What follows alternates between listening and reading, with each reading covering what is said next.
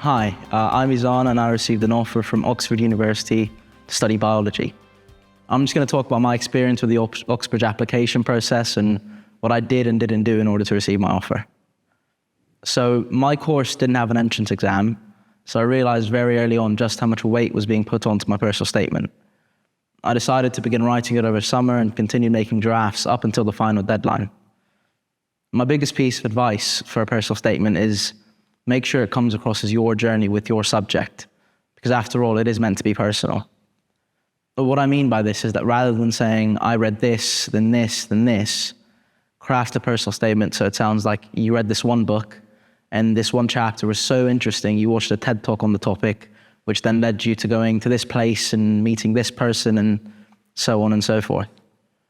What you really want the admission tutors to see is your constant pursuit of knowledge regarding your chosen subject. So when the time came to picking my college, I chose Keble. This was because I saw online that one of the admissions tutors specialized in the cell cycle, which is the area of biology I'm most keen on. And so I hoped I would get asked questions around it if I got an interview.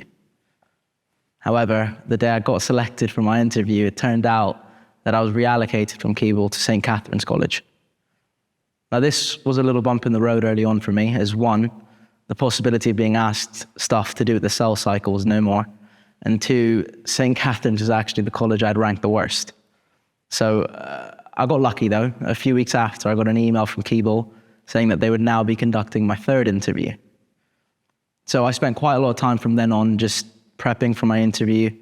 I did quite a lot of sessions and mock interviews at school and with my OE mentor, which were all really, really helpful.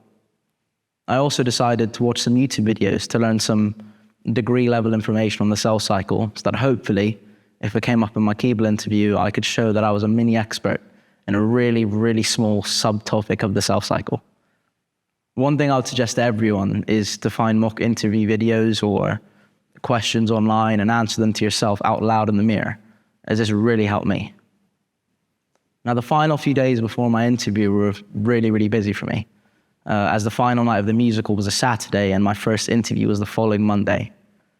If I wasn't trying to learn my lines, I was reading my personal statement religiously, fishing for any questions they could ask me. This really added to the amount of stress and pressure I had, and so I made the decision to have a really small stress ball hidden under my desk during my interviews. I know it sounds really silly, but it really helped me focus and speak coherently when asked questions, so maybe try it out.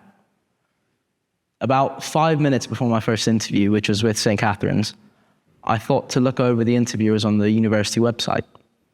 I found out what they specialized in, and so I did some doom scrolling on Wikipedia and various other websites to learn a bit about their areas of biology.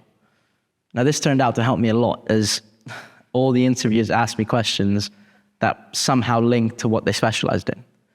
This then became my strategy that sort of guided me through my next two interviews, and I guess in the end it kind of worked. In the end, I ended up getting an offer from St. Catherine's, which when I visited on my offer holder's day, I absolutely loved.